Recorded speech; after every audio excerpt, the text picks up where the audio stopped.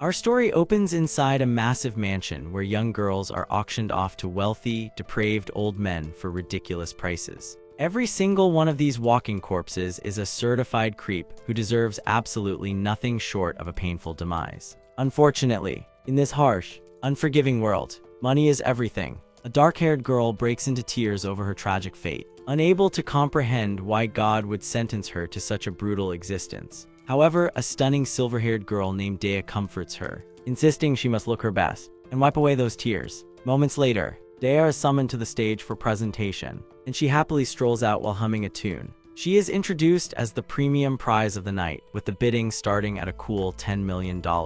Instantly, nearly every elite in the room throws out a bid for Dea, desperate to keep this silver-haired beauty for themselves. But Dea merely smiles and unleashes her magic to manifest a key for her cuffs. Immediately after breaking free, she conjures an entire assault rifle and ruthlessly opens fire on the crowd. Total chaos erupts as the wealthy cowards flee while the guards scramble desperately to neutralize the threat. Back in the holding cell, the captive girls panic from the sudden noise, but before a guard can react, a girl named Tart, who is undercover as a maid, shatters a bottle over his skull, knocking him out cold. Spinning around, she confronts two more guards blocking the exit, who immediately draw their blades. Deciding to stop holding back, Tart pulls a spear out of thin air and completely dominates the two goons, effortlessly evading their strikes, taking them down, and snatching the keys. She tosses the ring to the other captives, ordering them to escape while she rushes straight out toward the main auditorium. Meanwhile, Dea continues gunning down anyone in her sight until she spots the head ringleader who organized the auction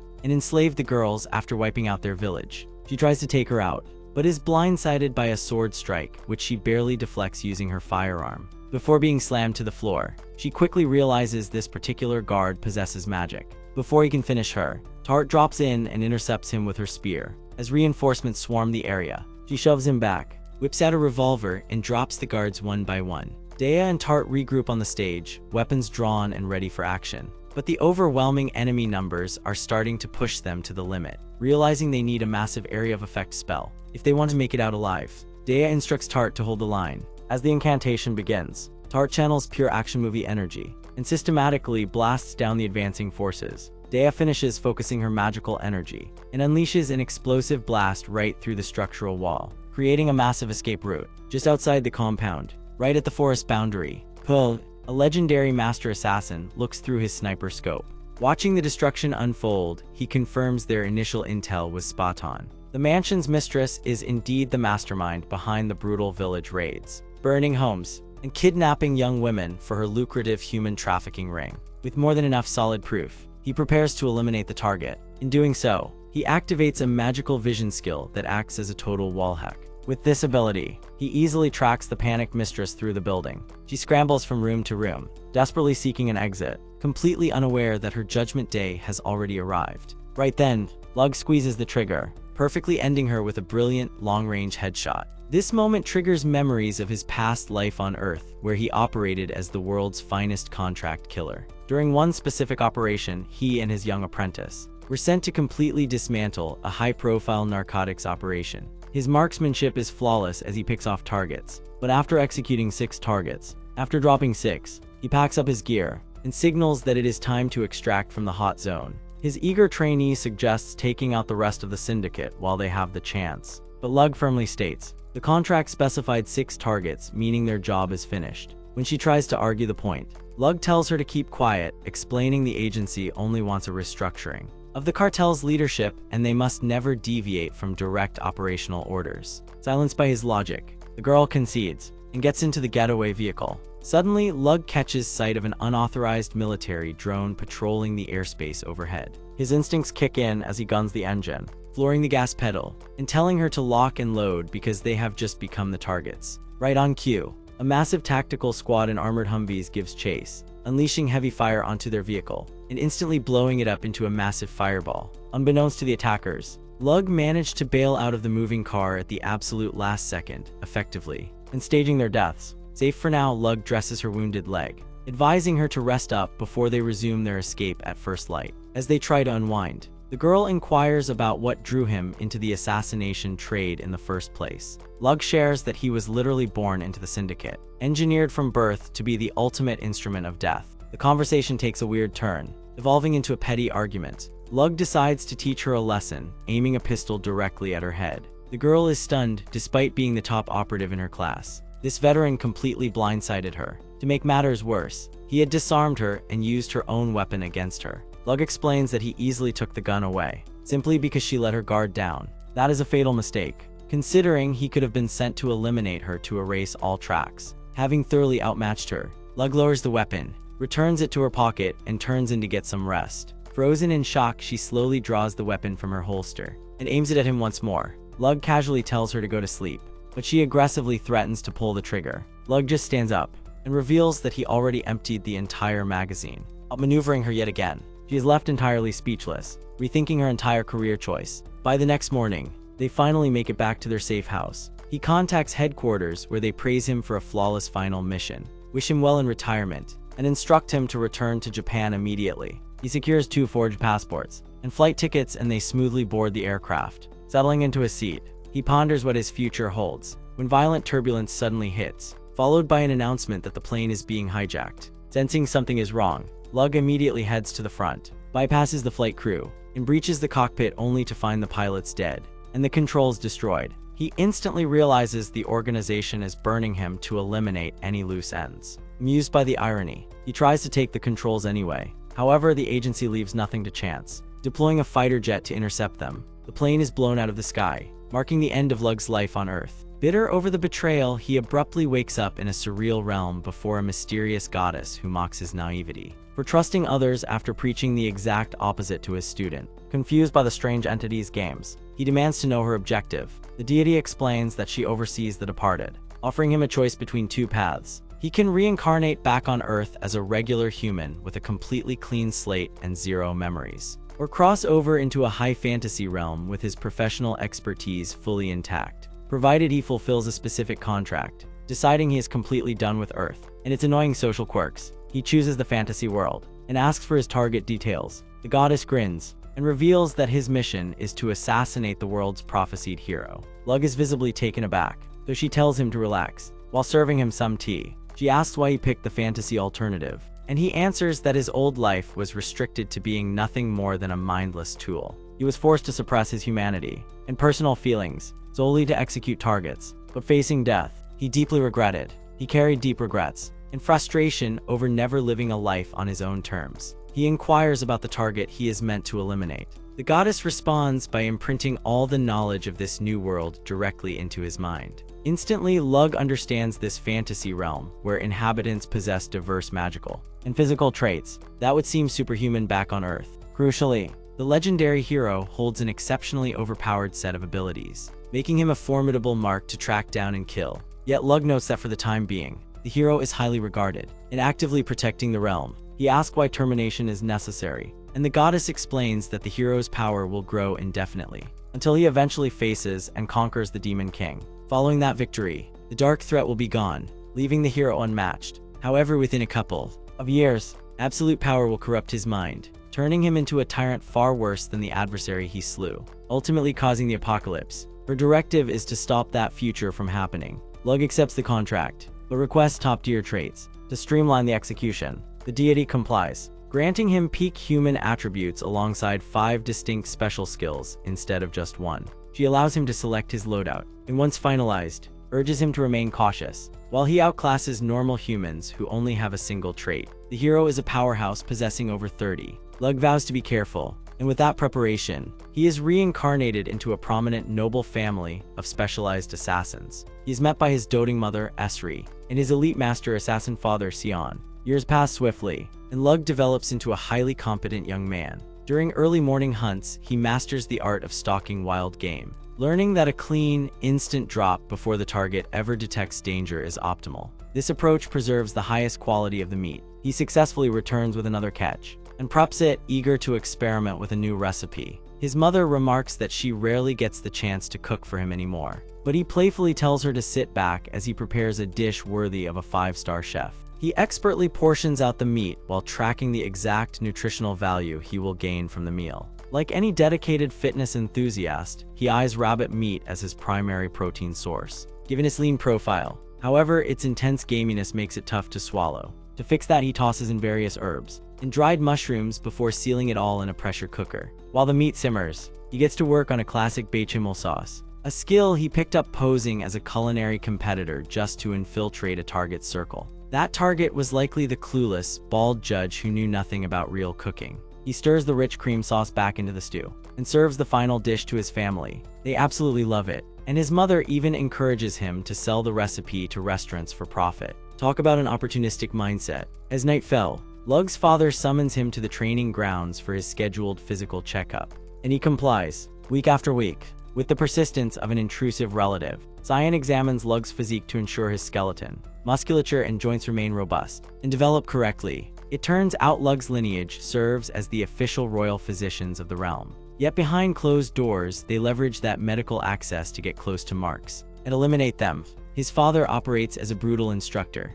imparting comprehensive medical knowledge, alongside lethal arts while honing his stealth, physical power, unarmed combat, and weapon proficiency. This setup works perfectly for Lug, letting him openly prepare for his ultimate mission to slay the hero. Concluding the examination, his father tells Lug to get dressed, praising his rapid physical recovery, and reveals he might finally be prepared for the surgery. This news thrills Lug, as his family harbors one more closely guarded secret. Lug's father and ancestors all underwent an ocular operation that converts their eyes into deadly instruments. Post-surgery, they gain the ability to perceive mana, operate with enhanced night vision, and track movements with perfect clarity from several hundred meters away. Lug has eagerly anticipated this breakthrough and gives his immediate consent for the procedure. Once the operation concludes, he must remain strictly blindfolded for several days. But the moment he finally unbinds his sight, he experiences the world in an entirely unprecedented way. Turning toward his parent, he notices he can clearly track the internal flow of mana within his father,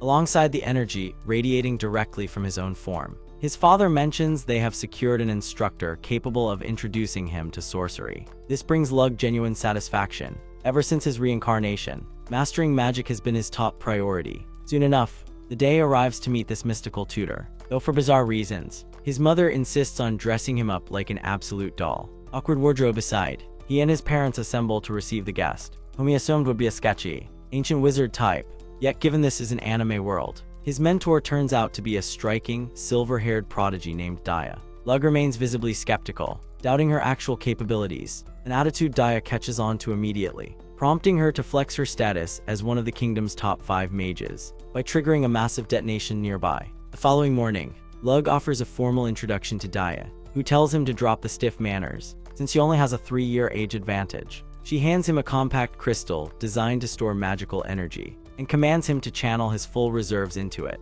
Lug complies, flooding the artifact with his inner mana, which initially impresses Daya, who notes his respectable raw capacity. Little did she know, her expectations were about to be completely shattered. Through relentless training, he has amplified his reservoir 1,000-fold, far beyond normal limits, and he continues driving energy into the vessel until it passes the breaking point. Daya panics upon spotting fractures, and yells at him to hurl it away immediately. Lug launches the orb straight into the clouds, narrowly keeping his family estate from getting vaporized. The resulting shockwave shakes the landscape for miles, leaving Daya absolutely terrified of her student's raw power. Right on cue, his parents rush outside, demanding an explanation for the blast. Daya attempts to take the blame, claiming she should have managed the lesson better. Instead, Lug's parents display immense pride in his destructive output. Zion admits the spell's magnitude is impressive, but labels it an art of open warfare. Lug's path requires the precision of an assassin. He requests Daya pivot to practical, covert applications, and departs. Daya stands amazed by their lenient reactions,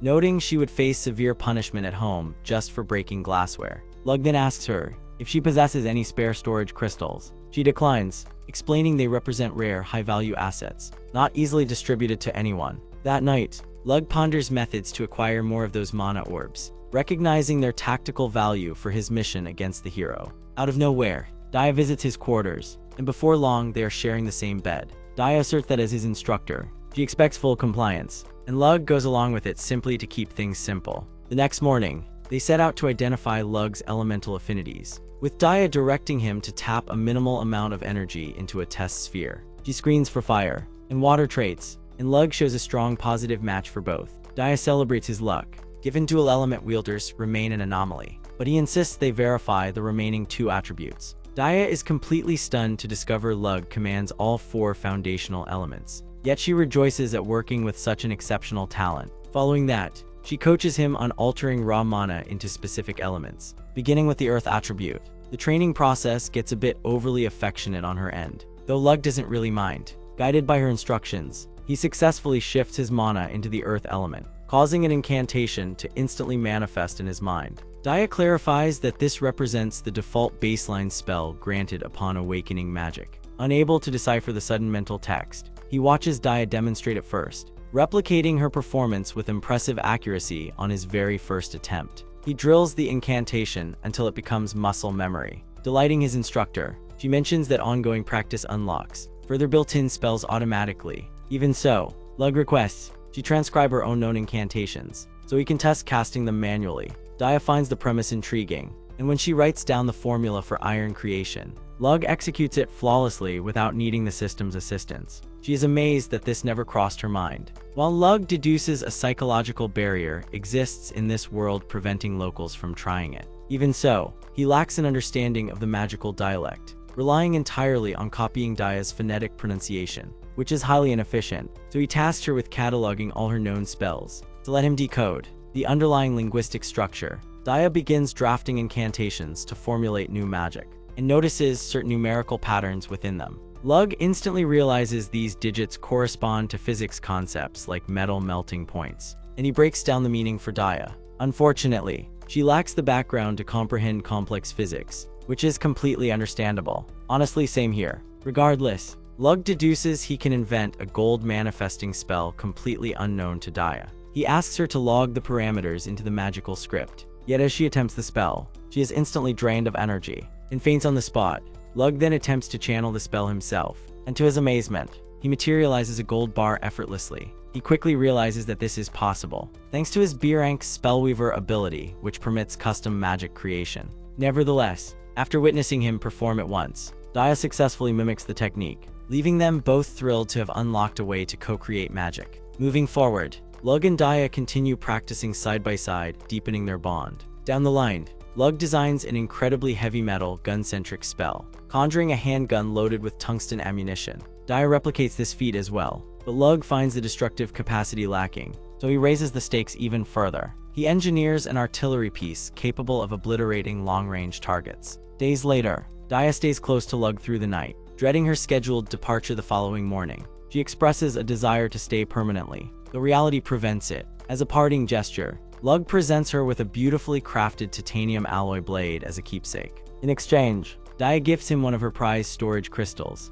Following the exchange, she secures a binding promise that he will answer her call whenever she needs him. The following morning, Daya departs for her homeland, and with her absence, Cyan decides Lug is ready to face the darker realities of their lineage. He escorts him down to a dungeon housing condemned criminals, explaining they serve as live targets to ensure an operative can take a life without hesitation. This prompts Lug to question why his training didn't focus on completely purging his emotions to turn him into a flawless tool, ensuring absolute efficiency. Cyan counters that they are human beings, not mindless weapons, refusing to execute targets blindly. On simple commands, they independently evaluate a target's crimes to determine if elimination genuinely serves the greater good. And for that judgment, retaining their humanity remains vital. Lug experiences internal confusion, as this philosophy completely contradicts the conditioning from his previous life. Moments later, Cyan directs him into a chamber, announcing it is time to officially claim his first target. He brings him before a bound female captive,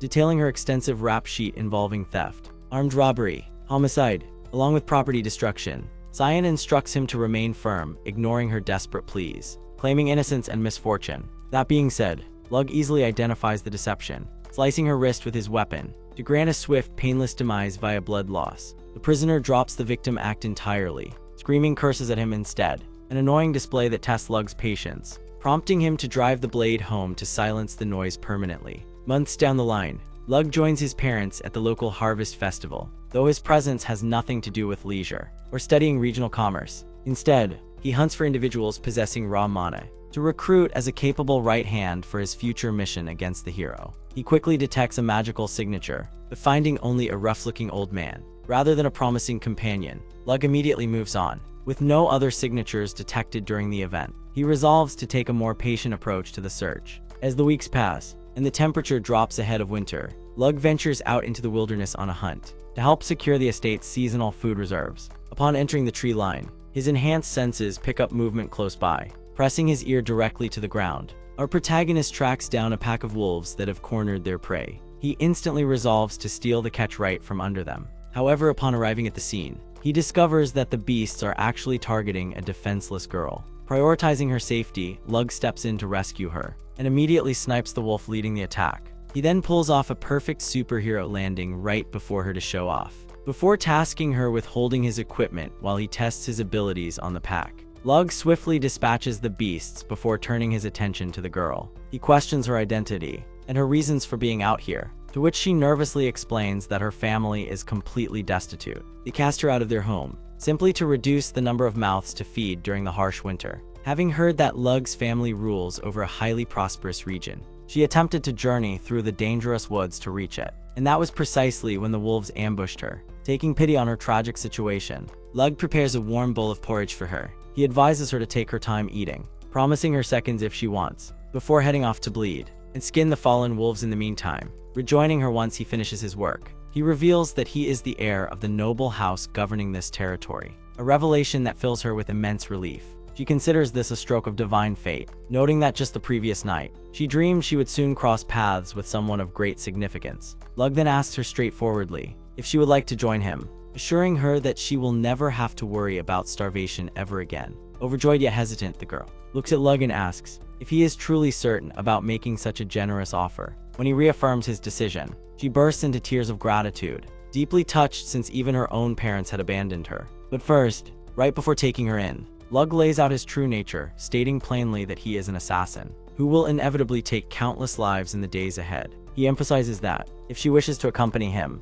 she must actively assist him in his dark line of work, and should she find that impossible, he cannot bring her along. She eagerly accepts his terms anyway, since Lug is the first person to ever make her feel wanted. Accepting his hand, she introduces herself by the name Tart, and Lug welcomes her warmly, keeping his ultimate motives tightly hidden. As it happens, Tart possesses mana, which is exactly why Lug staged his display of power, offered her food, and shared his secrets up front, just to earn her total trust. This calculated approach was all part of his routine manipulation, ensuring Tart made the final choice entirely on her own accord, to completely eliminate any risk of future betrayal. Fast forward 2 years, Tart has grown into Lug's trusted assistant, aiding him with both his clandestine duties and his regular day-to-day affairs. Thanks to Lug's rigorous mentorship, she has developed into an excellent operative, though her absolute mastery is limited strictly to the spear. Lug recognizes that a spear is impractical for stealth operations, given how difficult it is to conceal, yet he remains determined to help her overcome her limitations.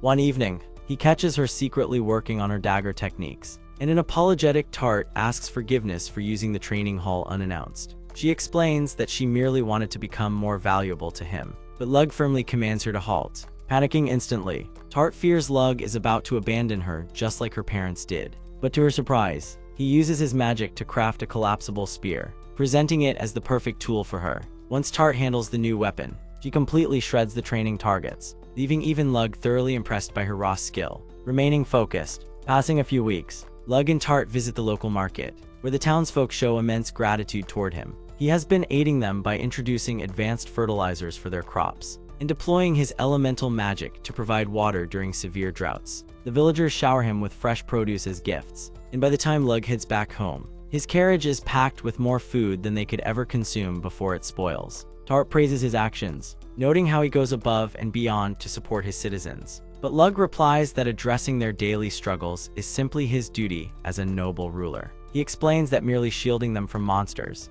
and raiders isn't enough to secure their true loyalty, meaning he is forced to handle these tasks too.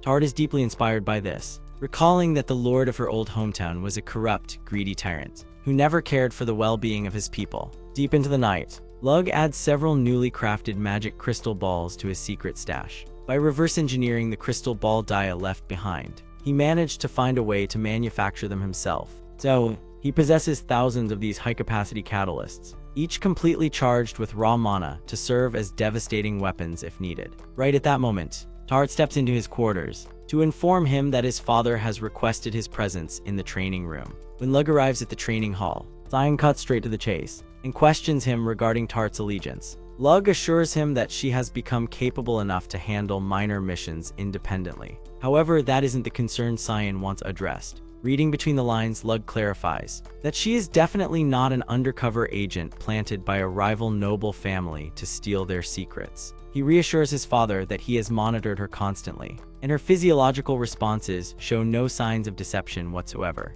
Hearing this, Cyan expresses his relief, noting that if Tart had been a spy, they would have been forced to eliminate her. That would have been a massive waste, as discovering commoners gifted with mana is an extraordinary rarity. While he still feels the circumstances of their meeting were highly improbable, he can now accept that a stroke of genuine destiny must have brought the two together. With that settled, Cyan explains that this meeting marks the beginning of Lug's next practical exercise, which doubles as a milestone test. He explains to him, if he clears this challenge, followed by one final trial afterward, he will officially graduate from his training and become a fully qualified assassin cleared for field operations. Lug eagerly accepts the challenge, which basically amounts to some father-son bonding. Via high-stakes physical confrontation, they both retreat deep into the woods to hunt each other like true assassins, with Lug realizing that whoever spots the other first will hold a definitive advantage. Unfortunately, he loses the stealth round to his father almost instantly, as Cyan pinpoints his location and rains down arrows before Lug can even register the threat. Lug immediately switches to a defensive retreat while tracking the trajectory of the arrows. Locating his father's position, he launches a throwing knife, which Cyan deflects effortlessly. Lug drops low to the ground to execute a sweeping counter, successfully evading his father's initial strike. Even so, just as he presses the offensive, Cyan lands a brutal blow that breaks his knee. Lug manages to deliver a desperate kick to break away, and utilizing his recovery magic, he rapidly forces his leg back into fighting condition. Staying hidden, he reasons that while he possesses superior raw power and speed compared to his father, along with the tactical insights retained from his past life, he is still being systematically overwhelmed, because Cyan relies on his mystic eyes to accurately read and predict every single movement. They don't function quite like a Sharingan, but they allow him to analyze subtle micro-expressions and muscle twitches to anticipate any oncoming strike. Suddenly sensing Cyan closing in fast on his position, he attempts to reposition, accidentally triggering a hidden wire trap. Lug successfully evades it, but it turns out to be an intentional feint. The true threat is Cyan himself, who catches him off balance once again. Lug manages to connect with a solid counterkick this time, forcing Cyan to retreat back into the shadows. Deciding to focus entirely on reading his father's intent rather than wasting movement, Lug plants his feet near a tree. He picks up two distinct signals of killing intent, and right on cue, a projectile comes flying at him from his right flank. He ducks it, only to perceive a second blade closing in from the left. Under normal circumstances, one would assume his father was exploiting an opening on his blind spot, but this time, he recognizes the entire setup as a complex diversion, knowing that a true master completely masking his presence when delivering a fatal strike. Lug spins and parries just in time as his father lunges from the blind spot behind him. Cyan manages to graze and pierce his shoulder, but since Lug has successfully held a dagger to his throat, the veteran assassin concedes the match. Later on, Cyan dresses Lug's wound, silently frustrated at having been bested by his own child, who hasn't even reached adolescence yet. Nevertheless, he views this as an incredibly bright sign for their house, especially considering Lug deliberately handicapped himself by abstaining from magic. Lug points out that relying on magic would have defeated the purpose, as it wouldn't serve as a genuine metric of his growth as an assassin. Acknowledging that his son has truly surpassed expectations, Cyan declares that he has taught him everything he knows. He tells Lug that he is fully prepared to take on real contracts, requiring nothing but real-world experience to sharpen his edge. Following that milestone, Cyan begins bringing Lug along on operational deployments, where they execute corrupt and abusive nobles for severe high crimes, while their clandestine duty revolves around terminating targets. Their public persona focuses entirely on saving them. Cyan is regularly summoned by aristocratic houses due to his reputation as the premier physician in the nation, and he intentionally includes Lug on these visits to help him analyze the structural weak points in elite security networks. While traveling back from a patient's estate one afternoon, Cyan briefs Lug on his concluding training module, which will serve as his ultimate test before launching an independent career. He explains that professionals don't always resort to breaking and entering, as infiltration often demands adopting an elaborate cover to walk through the front gate and neutralize a target after gaining their absolute confidence. Well versed in this concept, Lug asks if he is expected to pose as a chef, given his advanced culinary skills. However, Cyan intends for him to act as a merchant, since wealthy nobles naturally lower their guard around dealers who can source rare commodities. To achieve this, he has established a flawless false identity for Lug as a Lig Balor, the heir of an influential trading house. The patriarch of the Balor family owed Cyan a massive favor, agreeing to their terms to educate and integrate Lug into commerce over the next 2 years. Shortly thereafter, Cyan hosts a massive gathering to mark Lug's departure for his final test. All subordinate branches involved in the syndicate's operations attend the event, and while the majority celebrate Lug's status as a generational prodigy, an intoxicated youth named Ranam grows deeply resentful. He throws his goblet straight at Lug, who snatches it out of midair with total ease. Though Ranam's father attempts to discipline him, the boy loudly declares that he refuses to recognize Lug as the rightful successor. He argues that following the passing of Cyan's firstborn, he was next in line for the position, making it completely unjust for a weaker candidate to usurp his inheritance. Cyan calmly proposes settling the matter of capability through trial by combat, giving the signal to engage without a second delay. Before Ranam can even register the initiation, Lug is already behind him with a blade at his throat. He delivers a superficial nick as a warning, releasing his hold the moment Cyan calls the match. Refusing to accept reality, the belligerent youth blindly lunges at Lug once more, who immediately pins him to the floor, believing it's wrong for a weaker person to take what rightfully belongs to him. Cyan responds that a duel will determine who possesses the greater strength, reminding the crowd that this ruthless efficiency is how an assassin handles threats, solidifying the fact that no one in attendance stands a chance against Lug. He gives him a minor cut as a direct warning, but the moment Cyan calls an end to the battle, he releases his grip on Rana. This aggressive drunk, on the other hand, refuses to accept reality, lunging straight toward Lug, who instantly slams him down and snaps his arm. Cyan seizes this perfect chance to hype up his son, declaring that true killers engage in combat exactly like this, and absolutely nobody present stands a chance at defeating Lug. Regardless, Lug has other plans in mind, and later that evening, he invites Rana to a meeting in the garden. Now that he is sobered up, Rana admits he was acting poorly earlier. He confesses his frustration at losing to someone 4 years younger, despite being the strongest in the branch families. Lug points out that his situation isn't so bad, considering that his own father, the greatest assassin in their family's history, was defeated by someone 30 years his junior. Rana is stunned to discover the rumors about Lug beating Sion are true, prompting Lug to extend an offer. He asks Rana to become his subordinate, not as an assassin, acting as a true knight, since his swordsmanship far outshines his stealth skills. Rana may be proud, but he is no fool, and he accepts the role of becoming the right-hand man to the future head of the house. The following day, Lug departs on his journey to train with the Balor family, accompanied by Daya. Shortly, they arrive at the merchant city of Miltiu, where Lug changes his hair color to fully embrace his new guise as a trader. In the meantime, in the city, a blue-haired girl named Maha manages a small but lucrative operation. Her deceased father earned a living trading, from whom she learned the core principles of commerce. Now, she guides a small band of orphans who offer tour to city visitors. It is modest, yet it remains respectable, and under Maha's direction, her companions are securing a far better life than they otherwise would have. Maha hopes to earn enough to buy a shared home for everyone, and morale is high, until suddenly, a group of thugs confronts them at their hideout. These criminals openly declare their intent to abduct them, so Maha holds them off with her magic, urging her friends to flee. She attempts to escape as well, but the bandits seize her along with 2 of her companions. They are immediately taken to an orphanage outside the town, run by a corrupt man named Torin. He informs them that they belong to his orphanage now, prompting the boy beside Maha to retaliate, claiming they do not need charity, since they were independent and doing fine. Torin strikes him, warning that any insubordination or escape attempts will face severe discipline. Maha and the newcomers are locked in a room where the rest of their group is already held. They question why someone would kidnap them just to place them in an orphanage. But one girl notes that the Lord's wife sponsors charities and funds these institutions, meaning Torin abducted them simply to exploit the subsidies. Right then, one of the guards tosses a sack of vegetables into the room, announcing that it must last them the entire week. While the others despair, Maha encourages them to start cooking. Gathered for their meal, the children reflect that while they always wanted shelter, they never wanted it like this, and they worry about what the future holds for them. Years pass after those events, and everyone has grown older. They are used as laborers around the facility, and forced to sew garments to be sold in the market. Those who fall short are beaten by the guards, though Torin instructs the chief thug to avoid permanent damage.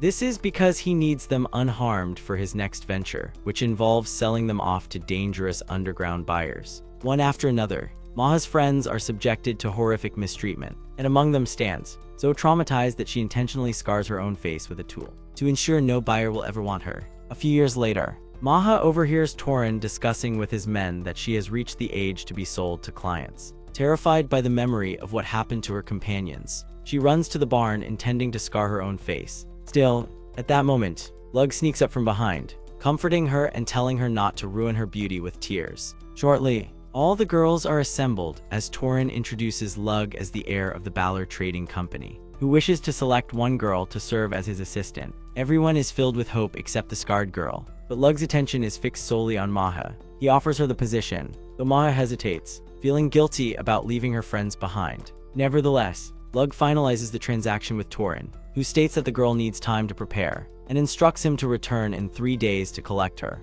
Maha panics, realizing the corrupt owner intends to profit from her one last time, before letting her leave.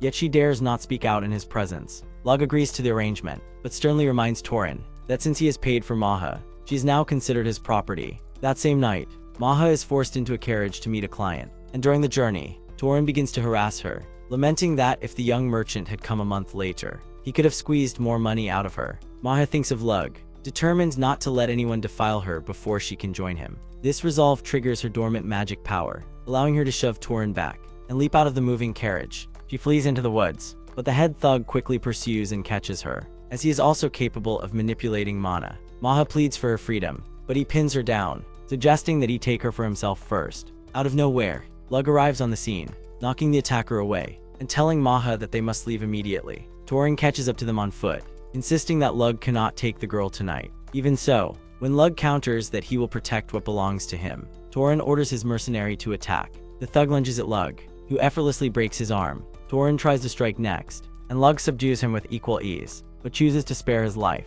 in order to hand him over to the authorities. Meanwhile, Tart disguises herself as Maha to go to the client's residence, bringing along guards who promptly arrest the buyer. By the following morning, Torin and his entire syndicate are in custody, allowing the orphans to reclaim their freedom. Lug even restores the scarred girl's face as a favor to Maha, who must now bid farewell to her companions to accompany her savior. After a few days, Lug performs a medical operation on the true heir of House Balor, binding him to absolute secrecy. The head of the family is deeply grateful to Lug, asking how he can properly repay the debt, as true merchants never accept favors for free. Lug simply requests that the family serve as a safe haven for him should his assassination work ever put him in jeopardy. Lord Balor happily agrees, and notes that he has also finalized the legal documentation to officially adopt Maha into the lineage. A couple of weeks later, Balor reviews the blueprints of a storefront they own with Lug. He explains that their previous attempt to run it as a liquor store failed completely, and they now wish to repurpose the space. Balor asks Lug to manage the new venture, expressing full confidence in his skills and integrity. Lug gladly accepts the responsibility, and subsequently discusses the project with Tart and Maha. He reveals his plan to utilize the business to support his covert assassination network. To achieve this, he intends to stock high-end luxury goods tailored for the nobility. He reasons that selling premium cosmetics and delicacies to attract noblewomen would maximize revenue, while simultaneously gathering valuable intelligence. He quickly pitches the concept to Balor. The red-nosed lady, accompanied by his wife, who despises Lug, believes he is her husband's illegitimate child. When Lug shares his plan to launch a cosmetics brand, they warn him that the market is overcrowded, and branding outweighs actual quality there. Lug acknowledges this reality, but explains that he intends to launch an entirely groundbreaking formula. He discusses with his hostile stepmother how traditional makeup removal strips oil and vital moisture from the face, causing long-term deterioration. Agreeing with his logic, she watches as Lug introduces the world's very first moisturizing cream, designed specifically to counteract the harsh side effects of cosmetics. Intrigued by his claims, the woman samples the lotion directly onto her skin, experiencing instant rejuvenation. She unmasks to reveal her aging, wrinkled features, prompting Lug to note that, had this skin protectant existed sooner, her complexion would remain flawless. Indeed, she is thoroughly convinced, and even Balor tests it out. Lug then suggests his stepmother apply cosmetic products directly over the base, ensuring her skin stays completely shielded, while she paints her face elaborately like a performer. The elderly matriarch is, yet she is so captivated by the cream that she embraces Lug as her own. Her husband advises sharing samples with her peers to secure a loyal clientele before the official release. He then inquires about the weekly manufacturing capacity, to which Lug notes he can manage only 200 units. He advises against hiring external staff immediately to prevent proprietary secrets from leaking to rivals, suggesting they scale up operations gradually.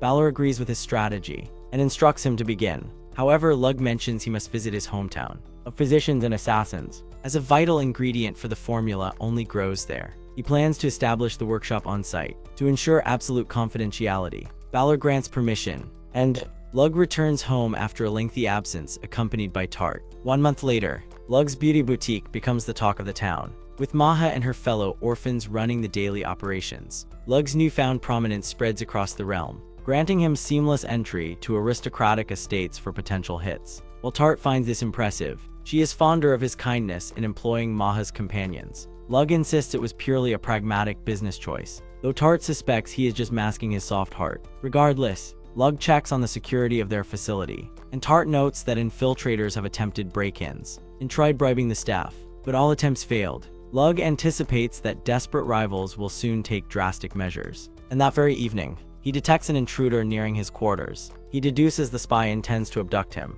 to extract the manufacturing techniques. Fortunately, Tart and Maha remain vigilant, and they successfully apprehend the spy before Lug can intervene. Following his capture, they interrogate him, but the agent perishes without disclosing information. Lug remains unfazed by the outcome and takes his monthly day off to visit Daya, feeling a bit lonely in his absence. Tart and Maha treat themselves to a nice meal while awaiting his return. In the meantime, Lug travels to Daya's residence with a gift of cookies, and she shares that she has developed new magic since their last meeting. Recently, she developed a brand new anti-gravity spell, surprising Lug, who expected to master the concept first. Regardless, they enjoy their afternoon tea together before practicing their magic. And once night falls, Lug flies back to his estate. As months pass, Lug deploys Tart to active war zones to gain battlefield experience, while leaving Maha in charge of operations to sharpen her commercial skills. Concurrently, he attends numerous social gatherings to build a network of noble allies for his future operations. 2 years have slipped away since he aligned with the Balor family,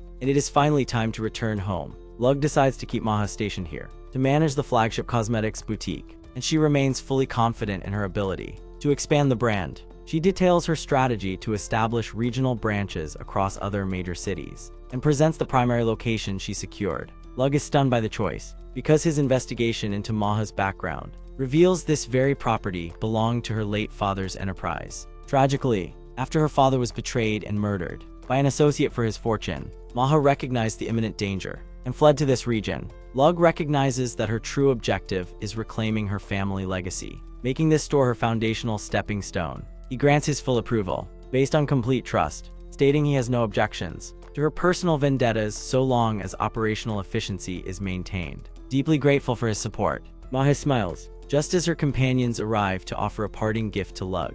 They express profound gratitude for saving them and granting them a path toward a dignified future. Lug accepts the token, affirming that their bond will endure. Afterward, he dispels his merchant disguise to prepare for the journey home. He leaves Maha in charge of the enterprise, alongside the intelligence network he established, and she pledges her absolute dedication to the task. She requests regular visits from him, expressing how much she will miss his presence. Lug promises to return between his scheduled deployments and takes his departure. Inside the carriage, he finds Tart appearing downcast, already feeling the sting of Maha's absence. All of a sudden, Lug detects a surge of mana nearby and commands the driver to halt immediately. They find themselves surrounded by a pack of monstrous wolves, and Tart requests authorization to engage them. Receiving his nod of approval, she unsheathes the spear secured to her thigh harness and systematically neutralizes the threats, integrating swift magical techniques into her strikes. She thoroughly impresses Lug with her refinement. Even so, he recognizes a grim reality. Monsters encroaching so deeply into human territories signals the imminent arrival of the hero.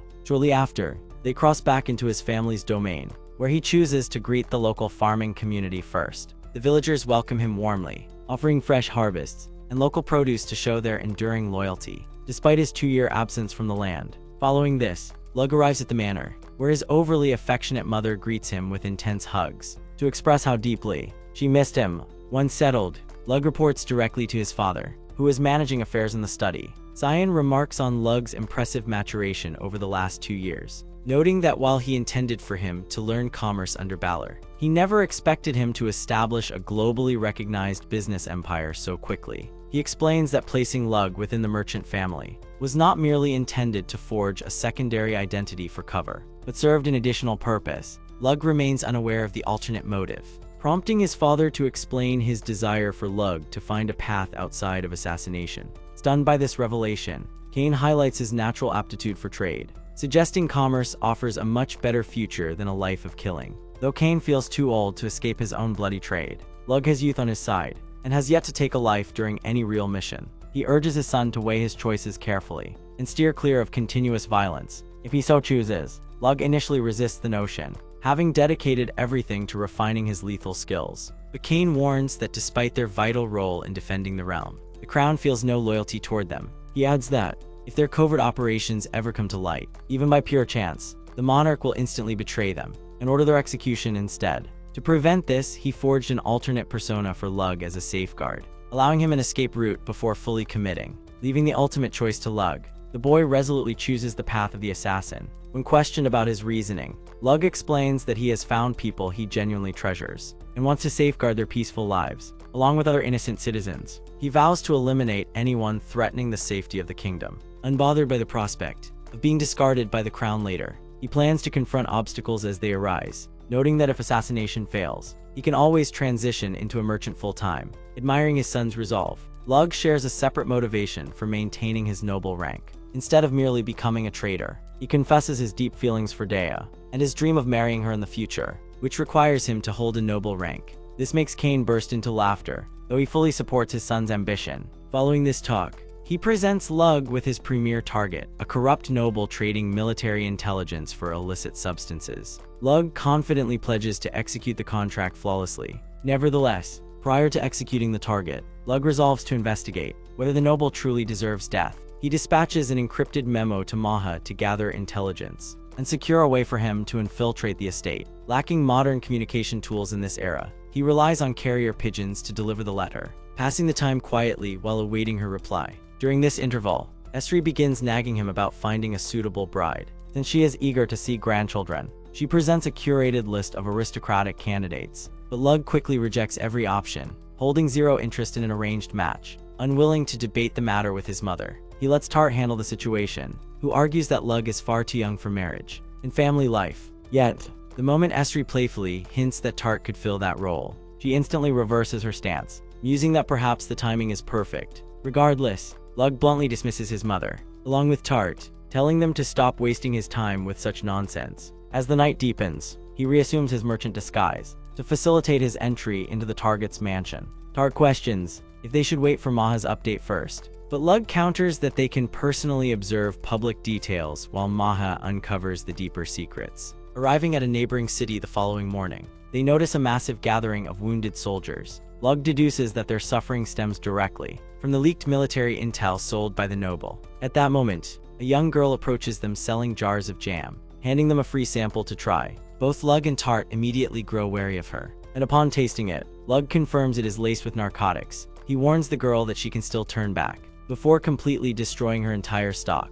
As the panicked girl tries to salvage what is left, a group of ruffians arrives to confront Lug. Lug and Tart easily neutralize them, recognizing them as mere street-level dealers. He knows the cycle will continue, even if they take down more henchmen. He shifts his attention back to the distraught girl, who reveals she was dealing only to supply her addicted mother. Lug decides to visit her mother directly, finding her completely unhinged. By heavy withdrawal, the woman attacks her own child when denied the substance, forcing Lug to intervene. Using his mana, he knocks her out and alters her brain chemistry to break the physical dependency, though he notes a psychological craving might still linger. Returning home later that evening, Lug and Tart receive a shipment of cosmetics along with an update from Maha. Her investigation confirms the noble is the central kingpin of the operation, despite his public claims that external cartels are to blame for the local drug influx. By bribing high-tier aristocrats to avoid scrutiny, he keeps the crown from taking direct legal action. This intelligence solidifies Lug's determination to accept the contract and eliminate the individual responsible for ruining so many lives. He sets off for the target's estate the next morning,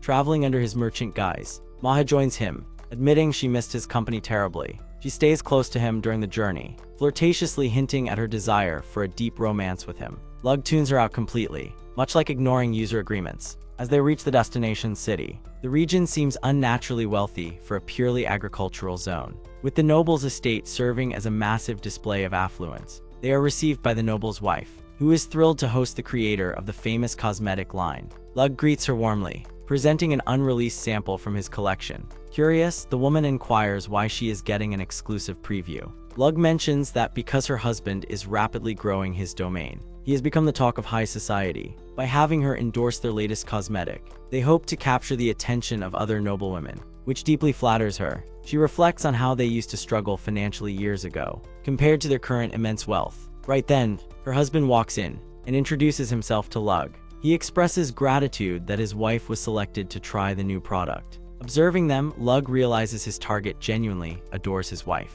The nobleman hosts a grand banquet that night, where both Lug and the brand new moisturizer steal the spotlight. The Lord continuously boasts about his affection for his wife, and openly displays his affection, making Lug feel secretly envious of their bond. After spending several days gathering crucial intelligence on him, Lug finally identifies the perfect moment to strike. He discovers that the noble enjoys stargazing right before sleeping, so he plans to snipe him from afar during this nightly routine. Lug takes his position while Tart watches his back, and once he secures his target, he fires a precise shot directly through the noble's head, killing him on the spot.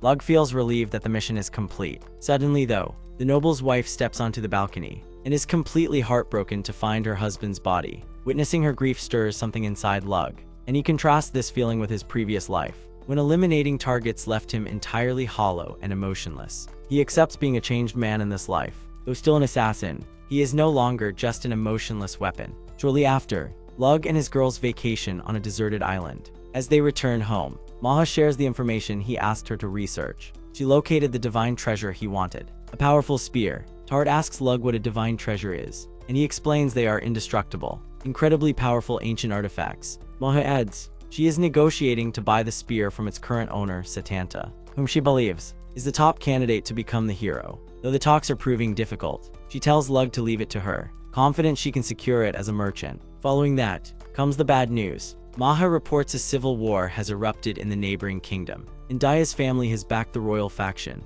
Lug grows tense at the news, but Maha shares the most alarming detail. A devastatingly powerful rebel soldier is causing immense trouble, and it is Satanta, the owner of the divine spear. Lug immediately flies to Daya's estate to investigate, and she greets him as cheerfully as ever. When Lug brings up the conflict, she casually dismisses it, saying the fighting is far away, and things aren't as bad as they seem, so they will be safe. Lug warns her they might be up against the hero fighting for the rebels, meaning ordinary humans stand no chance of defeating him. Revealing his secret identity as a powerful merchant, he offers to use his resources to evacuate her and her family from the country before danger strikes. Yet, Daya takes offense, firmly stating she is a proud noble of this land and must fulfill her duty to protect it. She then quickly brightens up and asks Lug how he changed his hair color. He insists it is no time for such distractions, but Daya completely ignores his concerns, noting her father is away. She insists they go on a date, and ultimately, Lug has no choice but to go along. They hit the market after Daya dyes her hair to match his,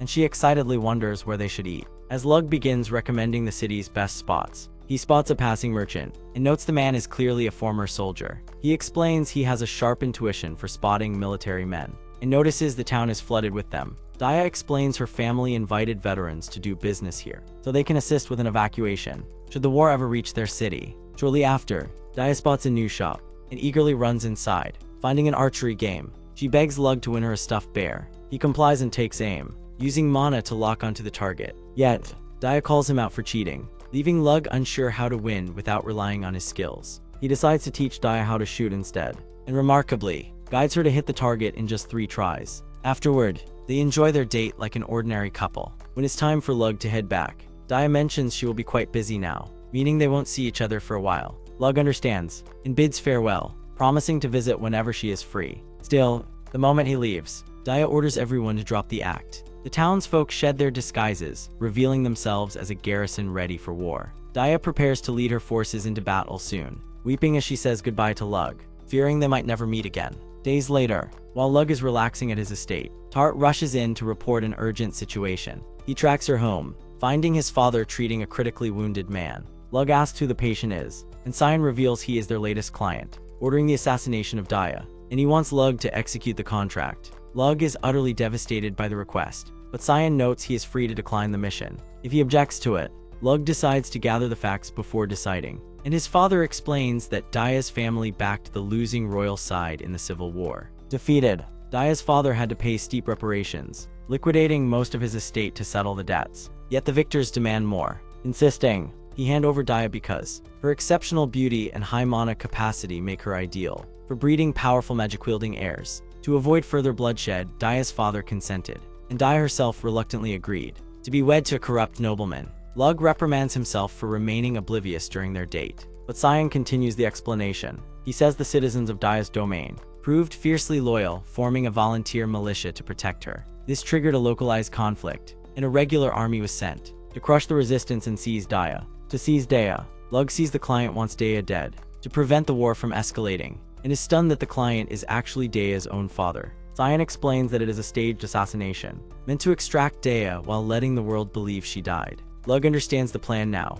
but questions why his father accepted a mission with no direct benefit to their kingdom. Cyan states he agreed to help because Daya's father is a friend whom he wants to support. He warns Lug that if Lug rejects the mission, he will go himself, though he will arrive late due to his lack of mana for rapid travel. Cyan points to the wounded messenger who left Daya's land 3 days ago, meaning the conflict has likely begun. He emphasizes only Lug can arrive in time to save Daya, but adds that he will accept a refusal. Lug knows an assassin should decline this contract, but to protect the woman he loves, he will risk everything. He promises his father he will rescue Daya, which pleases his father. Cyan smiles, recalling that he once broke the family code himself for Lug's mother, who happens to be from the exact same lineage as Daya. Lug is startled by the revelation, and Cyan notes Daya is actually his distant cousin, which explains their identical natural hair color. He dryly adds that among high nobility, such close relation is standard practice. Lug immediately prepares to deploy, and Tart insists on coming along to help.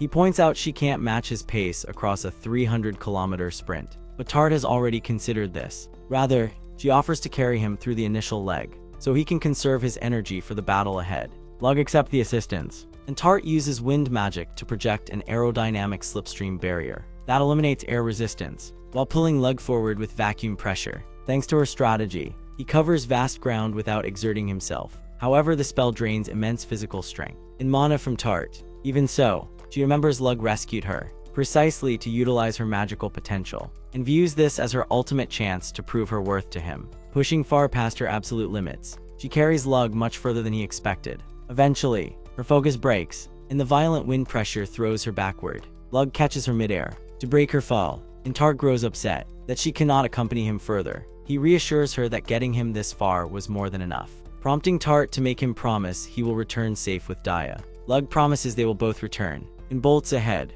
reaching the estate under cover of night. He assesses that a mere 200 loyalist troops are holding out against 1,500 rebels who possess substantial magical support. Lug finds their endurance unusual, but realizes Daya must be deploying the firearms he designed to effectively suppress the enemy advance. Formulating his counter-strategy, he unholsters his custom sniper rifle to systematically eliminate the enemy's high-value magi. Panic spreads through the rebel ranks as their spellcasters drop without warning, but being accustomed to firearm combat, they attempt to pin Lug down with crossbow fire. He easily evades the barrage, utilizing wind magic to intercept and listen to enemy communications. Confirming their confusion and encountering a second highly skilled marksman, Lug decides to exploit the chaos with his mana-infused catalyst spheres. Carefully balancing a precise mixture of fire, breeze, and earth energy, he creates an explosive payload designed to spray lethal shrapnel across the area. He silently launches the spheres into the enemy ranks using a bow.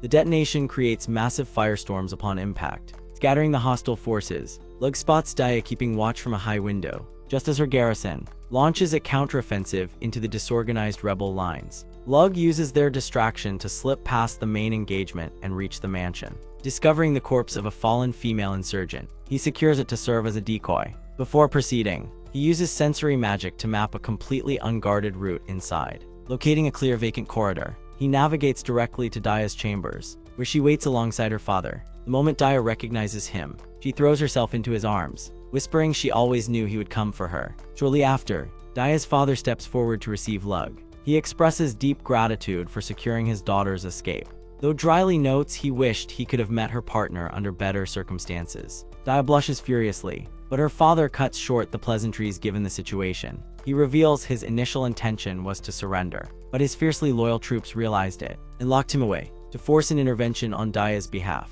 When Lug asks about his immediate plans, the Count explains he will mount a conspicuous rearguard defense, drawing the bulk of enemy attention to himself. By doing so, he will buy critical time for his remaining forces to slip away. He emphasizes he has no intention of dying here. He plans to vanish from the field once the evacuation is complete, intending to consolidate power in exile, launch a swift counteroffensive, and reclaim the sovereign territory from the rebels. Lug approves of the strategy, suggesting they incinerate the chambers, to fabricate a narrative that Daya took her own life. To halt further senseless violence, he positions the recovered casualty to serve as Daya's proxy, then instructs Daya to publicly announce from the window that she cannot bear to watch lives ruined. In her name, Daya nods firmly and unlatches the casement, but right before yelling her fake suicide note, Lug suddenly senses that something is wrong. He recognizes the exact feeling from his past life right before a fighter jet targeted him, instantly realizing they are in grave danger. Scanning the surroundings with his magic eyes, he spots the threat standing a mile away.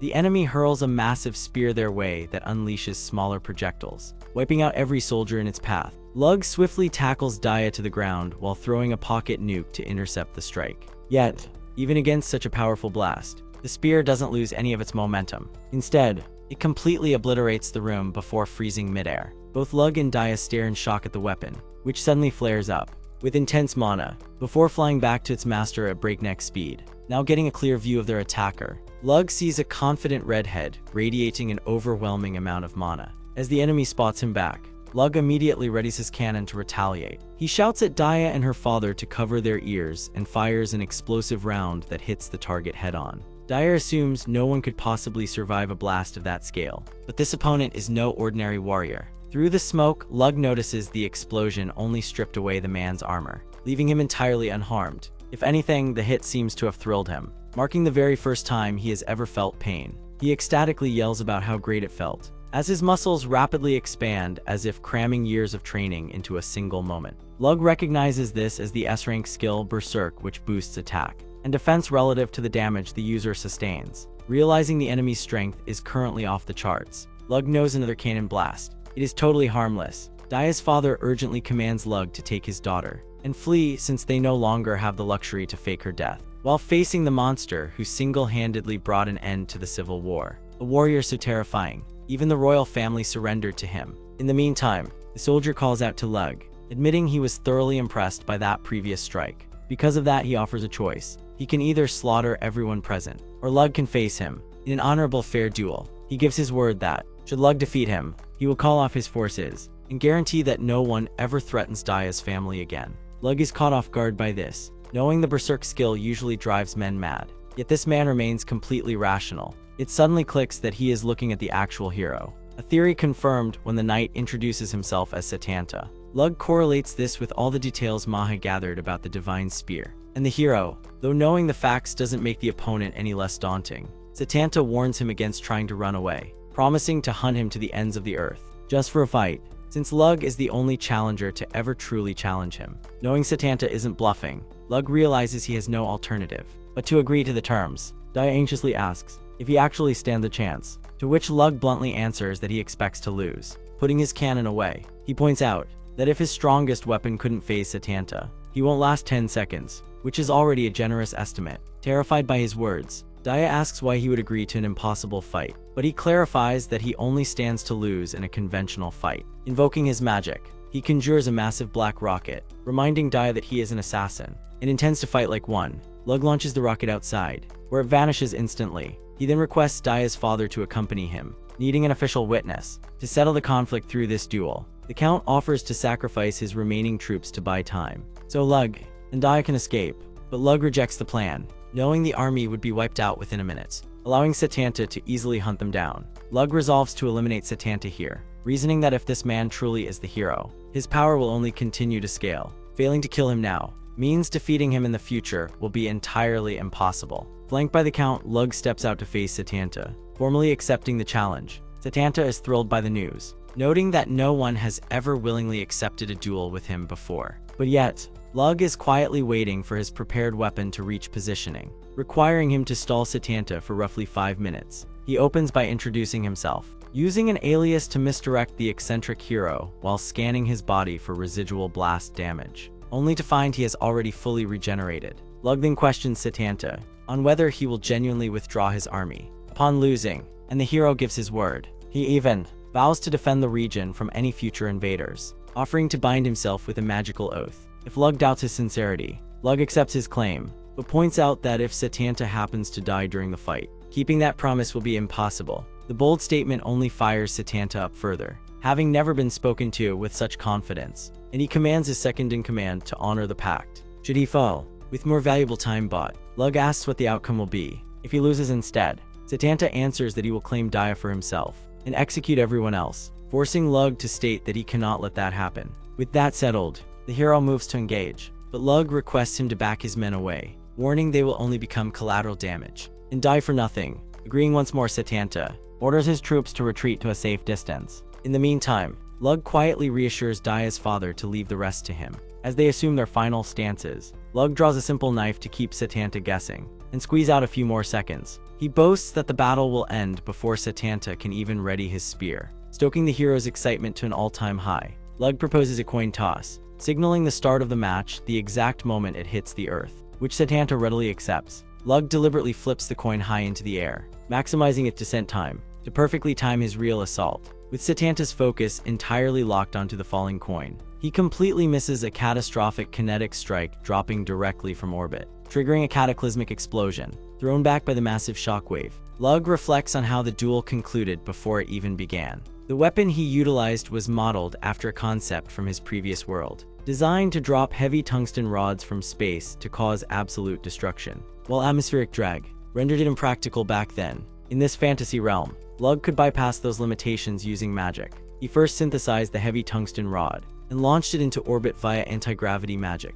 applying a localized vacuum barrier so it wouldn't disintegrate upon atmospheric re-entry. Furthermore, he had already calibrated the spell's trajectory during his training trip to the isolated island with Tart, ensuring absolute precision. Ultimately, his only remaining task was stalling Setanta until impact, a strategy that worked flawlessly due to the hero's immense pride. Next, as Lug crashes into a wall from the blast radius, he notes that not even a hero could survive a direct kinetic bombardment, though the sheer force has left him severely wounded as well, and he slips into unconsciousness while attempting to cast healing magic. Sometime later, he comes to hearing Dia frantically shouting his name, clearly consumed by worry. Lug gently reassures her, explaining the duel is won, and she is finally safe. Looking around, Lug observes that the remaining enemy forces have routed, leaving no witnesses left to validate her staged assassination. Dia dismisses it as unimportant, and in that moment, overcome with relief, Lug pulls her into a kiss. Shortly after, Lug brings Dia back to his estate, where his parents warmly welcome her integration.